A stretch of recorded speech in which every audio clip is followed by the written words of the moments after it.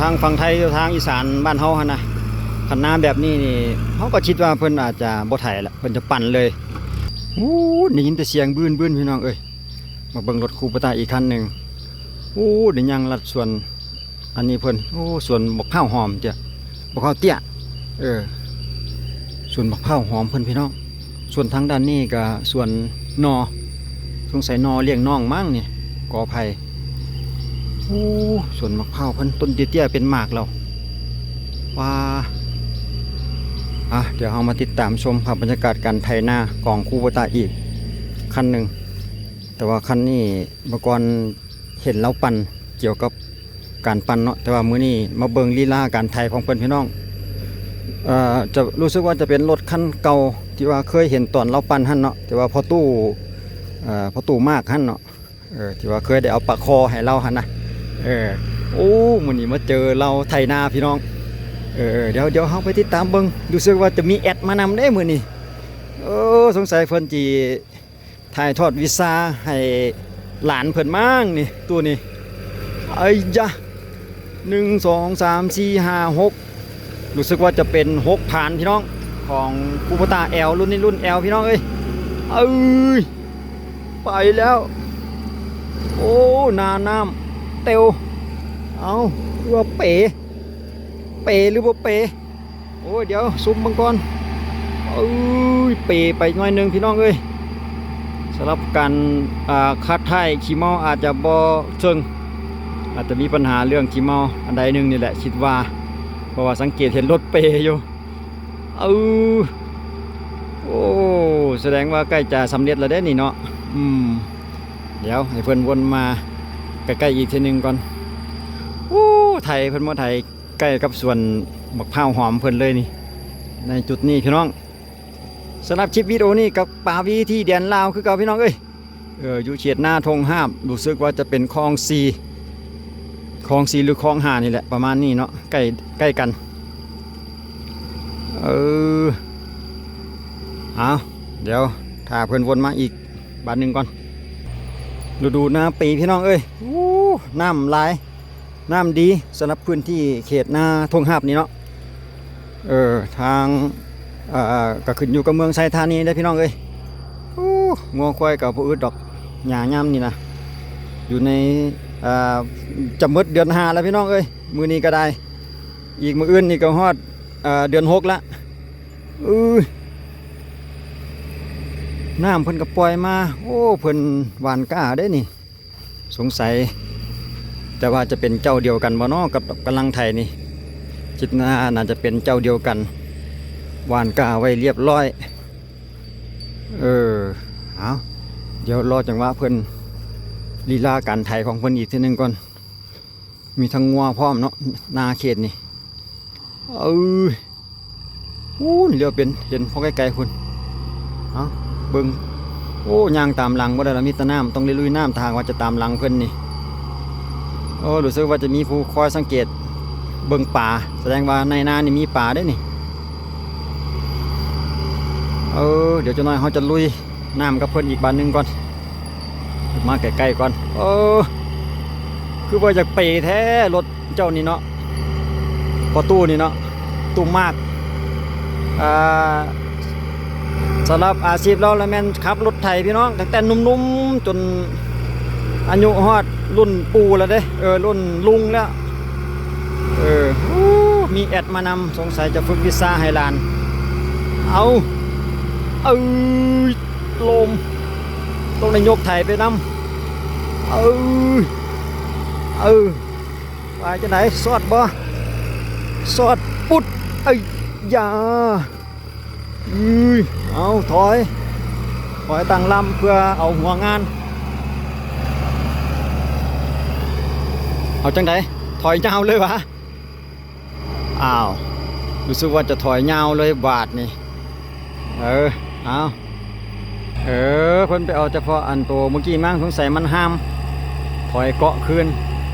เพราะว่ามันมีจุดหนึ่งลมป้อไป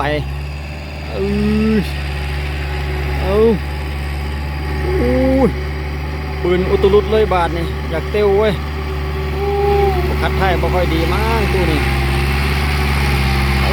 เอา เอาเอ้ย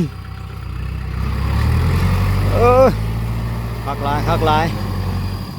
ไปจะไหนบ้านี่สงสัยจะมาเอาหัวงานจะเล่นหัวงานเลยมั้งคอยหลังเอาหรือบ่เอาไปเลยวะ เออ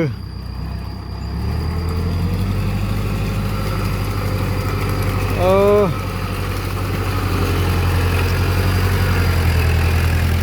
เอาตัวใดน้าไผนี่น้าเจ้าของเองว้ายเฮ็ดไรวะจักไรฮะน่ะมีจักไรมี6 ไรพุ่นนะตัวเป็นกระเมียนวะโอ้มีหลานมาน้ำวะฝึกวิชาให้หลานมานี่เอาไปน้าเจ้าของเองมาสั่นดิอาจ้าเอาน้าเจ้าของเองนี่ไทยแล้วไทยก็ได้ดอก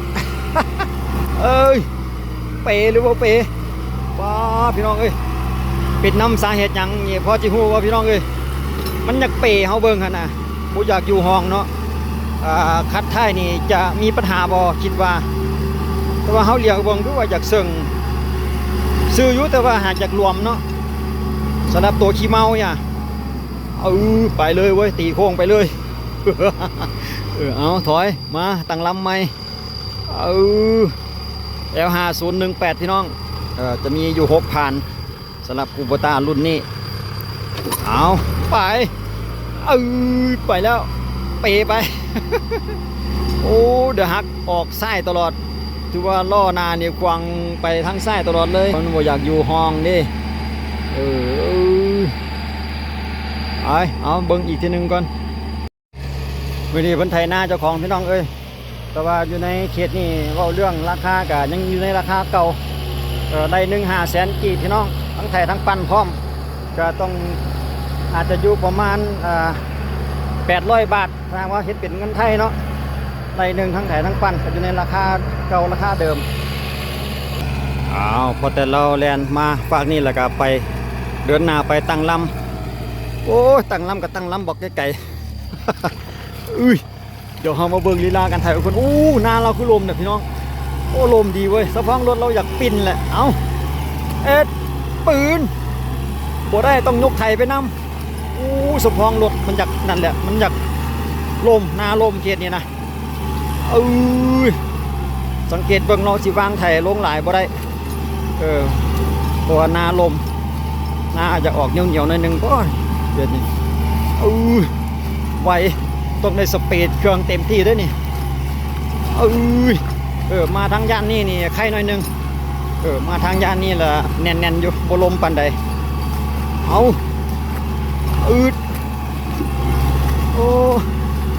เบิ่งขี้เมาเรากันพี่น้องก็คือว่าเที่ยงอยู่เด้ดูว่าเป็นน้ำดินมันลมว่ามันจังให้รถเปย์เป็นไปได้ป่ะพี่น้องถ้าว่าดินลมแล้วรถเปย์ได้นะถ้าเขาเบิ่งขี้เมาก็คือว่าเที่ยงกับบ่ไปซ้ายหรือว่าไปซ้ายหน่อยนึงเนาะคิดว่ามันอยากเสี่ยงไปทางซ้ายนะเฮ็ดให้รถบ่อยู่ห้องเป็นไปได้บ่ขี้เมาคือว่าอันนั้นแท้คัดท้ายคือว่าเหลือหน่อยใกล้สิหมดละมั้งนี่ใบมันสั้นนะแม่นบ่เฮาเบิ่งคือว่าใบมันอยากสั้นๆเหลืออยู่ประมาณ5 เซนนึงมั้งไปหาตัวนั่นมันน่ะตัวทวงเอามาวางลงบ่วางไหมเอาคือบ่วางไปเลยมาเอาเปิดจิตั้งลำใหม่มั่งเราเรียนเฮ็ดให้มันเป็นห้องตีนรถซะก่อนเพื่อบ่ให้มีปัญหาในการจมเนาะอันนั้นเพิ่นก็ถอยหลังมาใหม่วางไปบาทนี่แล้วเอาหลานน้อยเพิ่นก็ลงรถมาเพื่อเกี่ยมตีเอาป่าว่าซั่นนามีป่าว่าซั่นดิไปทุลักทุเลคือกันพี่น้องสำหรับนามันอยากเป็นนาหนองเนี่ยจุดนี้เนาะเป็นนาต่ำเพราะว่าสังเกตเบื้องทางด้านข้างเพิ่นก็เป็นส่วนมะพร้าวหอมมะพร้าวน้ำหอมนาจุดนี้อาจจะเป็นแบบนาต่ำนาหนองก็เลยเฮ็ดให้มีปัญหาเรื่องรถจมแบบว่านาบ่เคยแห้งน้ำนะว่าหมายว่านาเรามีน้ำแช่ตลอดนะเอา ล่อยมาเบิ่งอีกทีหนึ่งพี่น้องสลับแล้วนี่วางลงเราจะได้ไปเล็งเดี๋ยวยางน้ำเบิ่งอีกทีหนึ่งเอาหลานเพิ่นกันนำเพื่อเอาป่าจะไปใกล้ไรบอกลามันคือว่ายางไปใกล้รถไถแฮะระวังเด้จะเข้าไปใกล้ไรนำบ่ทันแล้วเฮานี่สงสัยเพิ่นเล็งร้อยงานนี่สะบัดแน่นอยู่หื้อดินนะบ่ลมปันใดนำบ่ทันแล้วเดี๋ยวเฮาซุ่มเอาหน่อยนึงก็ถือว่าร้อยได้นี่โซเฟอร์นี่งานนี่บอยลีเขตนี่จะบ่ได้เจอดอกหน้าลมนะ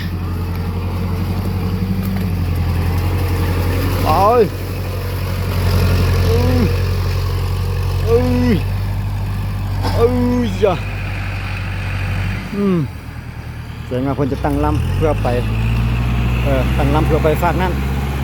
เพิ่นจะแล่นตัดเกิงกลางเลยเพราะว่าจิไปแล่นหัวงานดุหลายอาจจะมีปัญหามั้งขึ้นคันหน้าก่อนมันยังเอาคันหน้าเอา ยังบ่ทันรถเพิ่น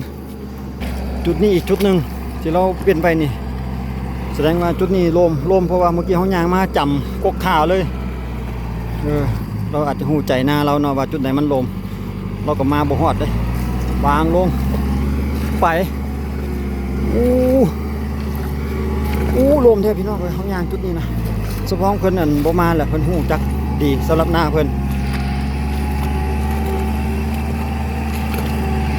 เตียวเว้ย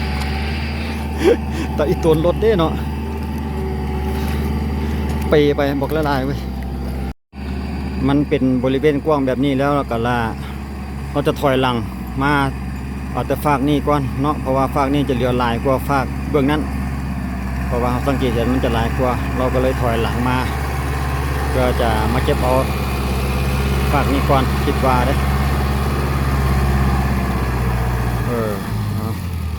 ถอยไปหลายสักคนบ่กล้าถอยเพราะว่าคนอาจจะมีปัญหาหน้าลมไป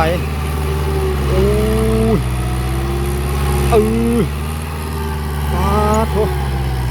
เป็นตากี่ข้านใช่หน้าแบบนี้มันลมนะย่านรถค่าดอกเพราะว่ารถยูเชสนี่ถ้ามันค่ามันติดนี่ต้องได้เสียเวลาแล้วก็ไปหารถทางอื่นมาดึงเนี่ยพี่น้องเพราะว่าเพิ่นบ่เฮ็ดเป็นทีมส่วนหลายไทยมันไปเดียวนะรับจ้างก็คือกันจะไปผู้เดียวจะบ่มีตัวช่วยได้เอาเบิ่งอีกทีนึงเนาะพี่น้องคือว่าคันสมมุติว่าทางฝั่งไทยทางอีสานบ้านเฮาหั่นนะคันน้ำแบบนี้นี่เฮาก็คิดว่าเพิ่นอาจจะบ่ไถละเพิ่นจะปั่นเลยตามที่เฮาเห็นหลายFC ที่ว่าเพิ่นให้ข้อมูลหรือว่าเพิ่นชี้แนะมานะส่วนหลายเพิ่นจะบ่ค่อยได้ไถเพิ่นว่าเด้จะปั่นเอาเลยคันหน้าเป็นน้ำหรือว่าหน้าเป็นทรงสิเป็นตมแน่แบบนี้นี่แต่ว่าลาวเพิ่นก็บ่เข้าใจเพิ่นก็ยังไถอยู่เพื่อความละเอียดหรือจังใดแต่ว่าคิดว่าปั่นเลยนี่ก็น่าจะได้เพราะมันมีน้ำแล้วก็มีดินอ่อนอยู่หั่นนะดินก็บ่ได้แข็งพอเท่าใดเนาะเมื่อกี้นี่ถามเพิ่นว่ามีป่าว่าซั่นเด้ปลาคอหลายได้ว่าซั่นเด้แต่ว่าเพิ่นว่าน้ำหลายเกินไปตีบ่ทันเพิ่นว่าเด้กันว่าเป็นช่วงที่ว่ารถปั่นหั่นสิเอาง่ายอยู่เนาะประเภทเกิดป่าอยู่น้ำไหนาแบบนี้นะคันรถไทยนี่อาจจะบ่ปานใดป่ามันบ่งอมคันช่วงปั่นนี่ป่ามันจะงอมอาจจะได้เห็นได้ง่ายรู้สึกว่าจะขึ้นเรียบร้อยมันบ่บาดนี่เดี๋ยวเอาไปเบิ่งรายละเอียดของเพิ่นได้แล้วละวะบัดนี้พอละเอาไทยบ่ได้ว่าหั่นน่ะย้อนไทยบ่ได้ว่าหั่นบ่บนแก่หันบ่ไทยวะมันลมวะไปไปใช้บัดนี้ไปคลองเพิ่นมาสั่นเลยไปคลองข้าเจ้าบัดนั้นว่าคนตัวเองเอาซ้ำนี่แหละอาศัยว่าปันเอาไปนำมาสั่นเดี๋ยวเขาไปเบิ่งทางอันแก่คันนาของเพิ่นกี้นี่ถามเราว่าบ่ไทยละมันลมลงบ่ได้ว่าสั่นเด้ ไปแล้วพาหลานไปเด้จุดนี้เนี่ยเมื่อกี้ ถามเราว่าบ่กล้าลงมาท่านเด้มันลมบนว่าเด้ก็เหลือไว้อยู่ประมาณงานหน้านึงนี่แหละดอนนี่สำหรับทางด้านแก่คันให้คันนาเพิ่นก็บ่เก็บเลยเพราะมันยากลำบากว่าท่านเด้ยามาแล้วของเจ้าของก็สิประมาณนั้นแหละหลังจากนั้นก็จะไปลงหน้าผู้ใหม่ต่อว่าซั่นเด้และหน้าผู้ใหม่ก็จิแมนอยู่ทางด้านหน้าสำหรับหน้าเจ้าของก็มีแต่ซ้ำนี่เนาะจะมีซ้ำที่เห็นนี่แหละแก่ข้างหน้าก็อยู่ประมาณนี้แหละพี่น้องเอ้ยการไถของเพื่อนมันลำบากทุลักทุเลหลายก็ปั่นอาศัยปั่นเอาเติมว่าสั้นเด้เอาคลิปวิดีโอนี้ก็จบเพียงนี้แหละพี่น้องสั้นๆสำหรับการไถนาของเจ้านี่เนาะข้อมูลกับตังที่เฮาก้าวไปเบื้องต้นนั่นแหละอยู่ในคลิปนี้ก็ยังยืนราคาเก่าเนาะทั้งปั่นทั้งไถพร้อม500,000 กีบเท่ากับประมาณ800 บาทเงินไทยเนาะจะอยู่ประมาณนั้นก็ขอบคุณขอบใจทุกท่านที่ให้การรับชมเอาไว้เจอกันคลิปหน้าสำหรับคลิปนี้สบายดี